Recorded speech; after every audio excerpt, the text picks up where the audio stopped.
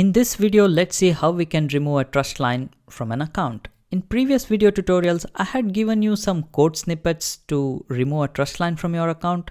In this video, I'll just walk you through and show you how to do it. So two things to keep in mind. Removing a trust line and deleting a trust line are two different things.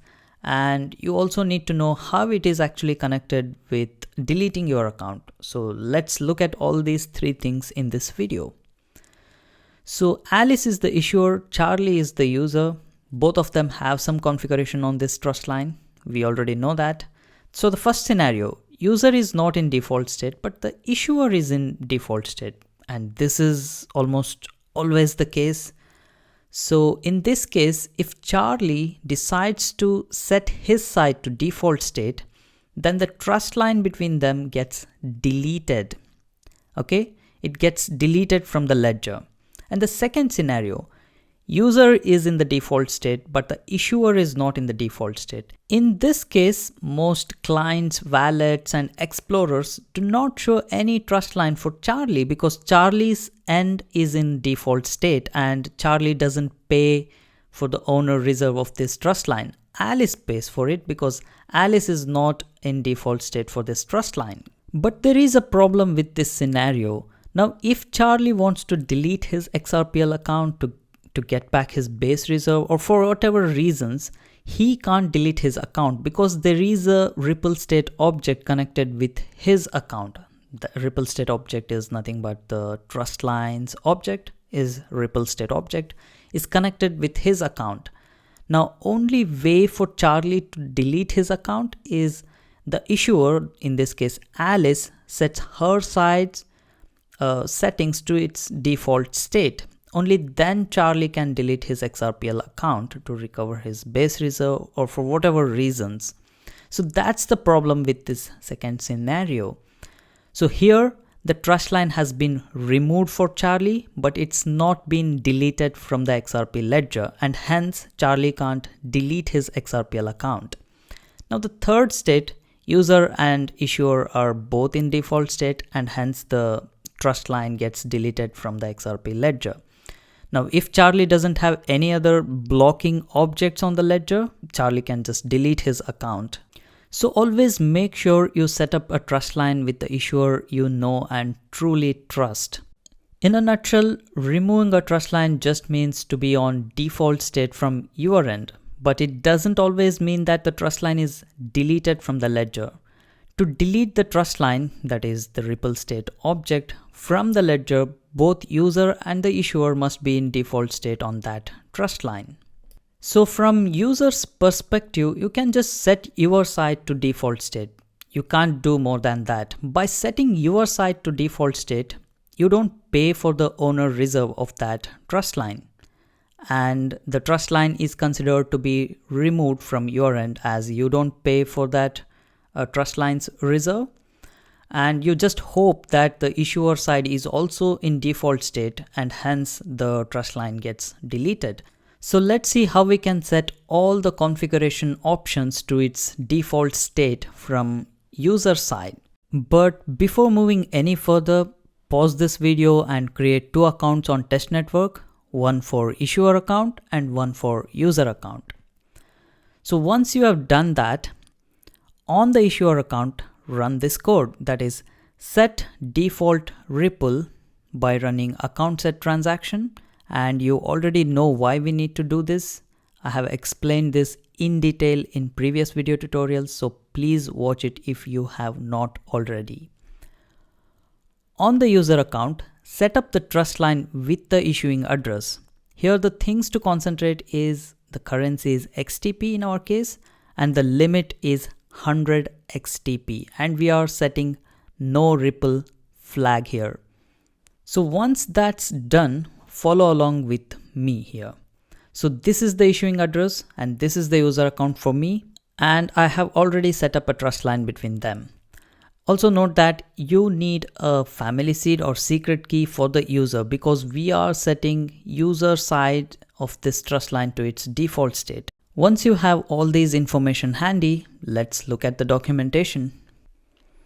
Let's go to docs, references, public RippleD methods, and in particular account lines to get information about accounts trust lines. So the command is account underscore lines and then pass the R address. So the user's secret key is this. I'll paste it here. So now let's execute the public RDD method, which is account lines, which fetches all the trust lines this account has.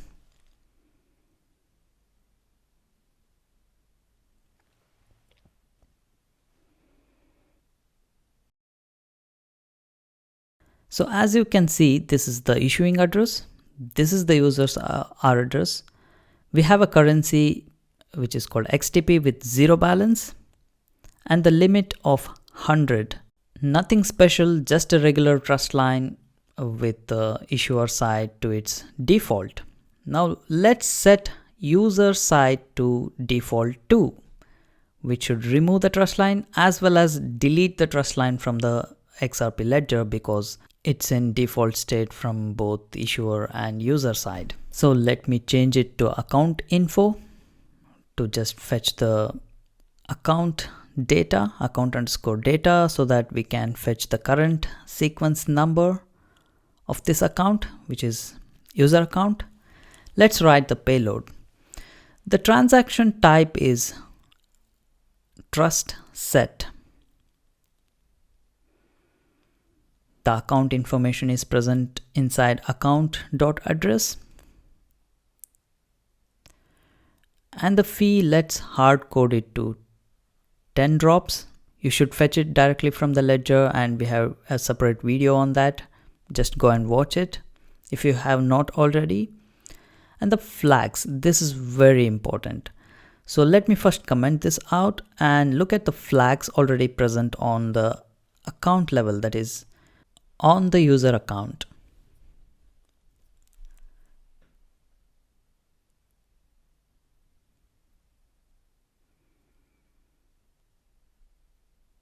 So there are no flags.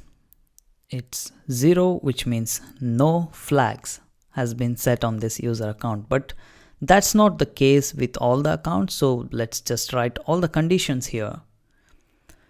So first, let me bring up the documentation. I'll install this package, flag names. I'll show the URL here.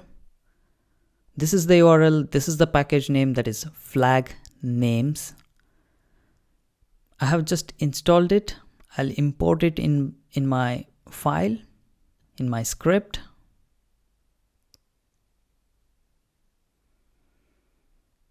Let me even copy the syntax here.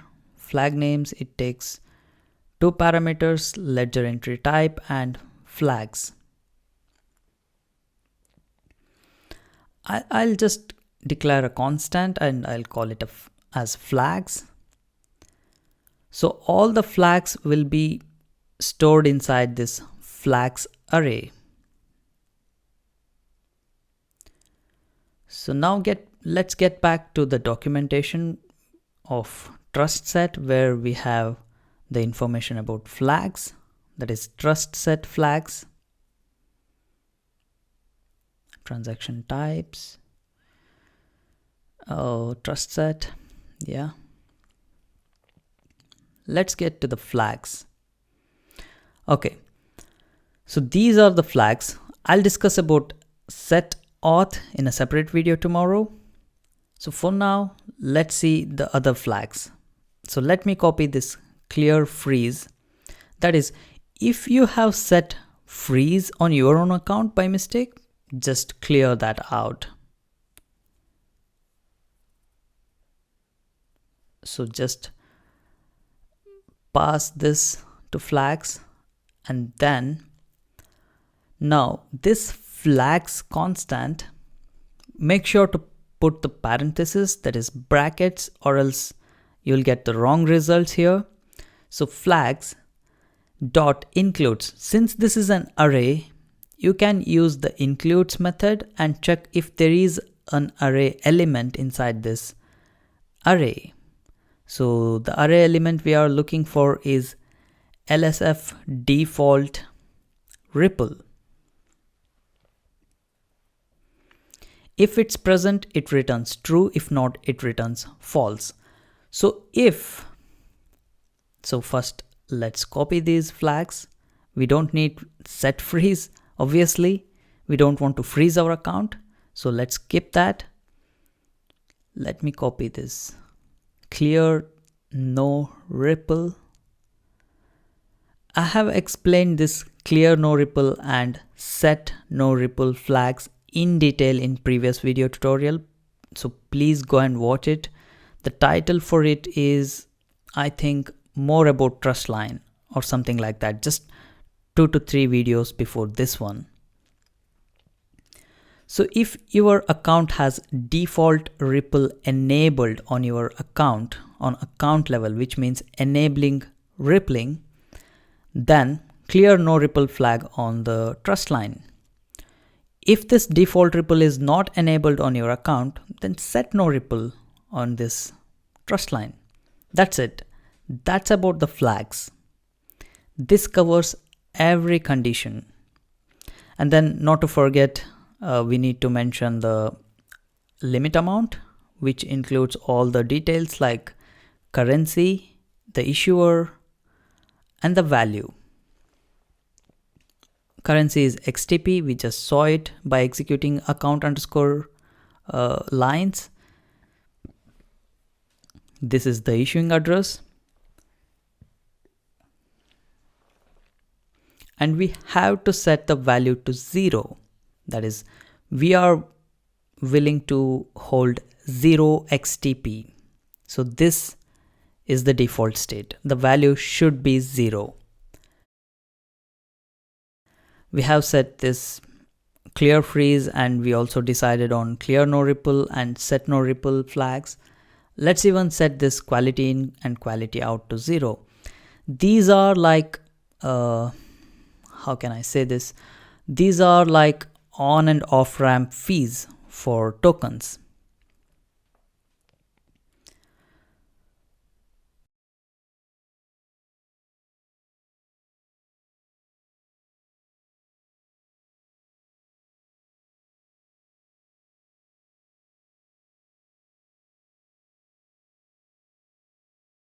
We are just fetching the sequence number. Quality in, quality out should be 0, clear freeze, and then set clear no ripple or set no ripple based on default ripple setting on your account. So that's it. Now let me sign this payload using the sign method. And then using our account detail, which has public and private keys in it. So sign it and then pass it to the network, that is to RippleD, using the command submit.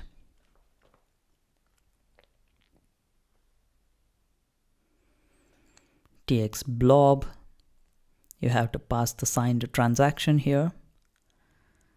And let us even output the result.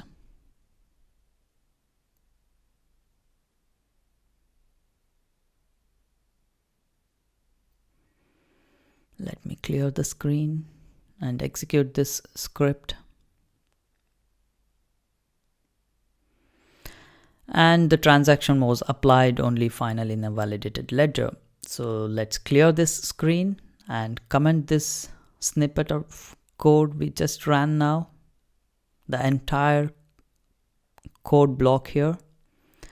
And then let's rewrite and rerun the account lines command to see if the TrustLine has been actually removed or deleted from the ledger.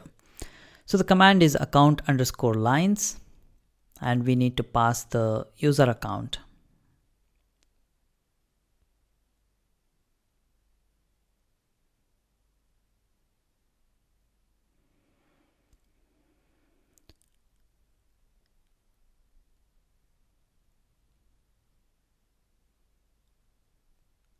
So as you can see, there are no trust lines associated with this account right now, which means the trust line we had earlier got deleted. If you have been following along this video, you can clearly see that your TrustLine got deleted too. If not, maybe you forgot to enable default ripple on the issuing address, or maybe you forgot to set the no ripple flag while setting up the TrustLine. Even if you messed up with this, just go back with this video, compare it with your code, and just try to fix it. That's how you actually learn things. So in upcoming videos, let's see require auth or set authorization flags, and also deleting an account from the XRP ledger in detail. So stay tuned, just go through all the videos in the same series, in the same order it has been posted. Thank you.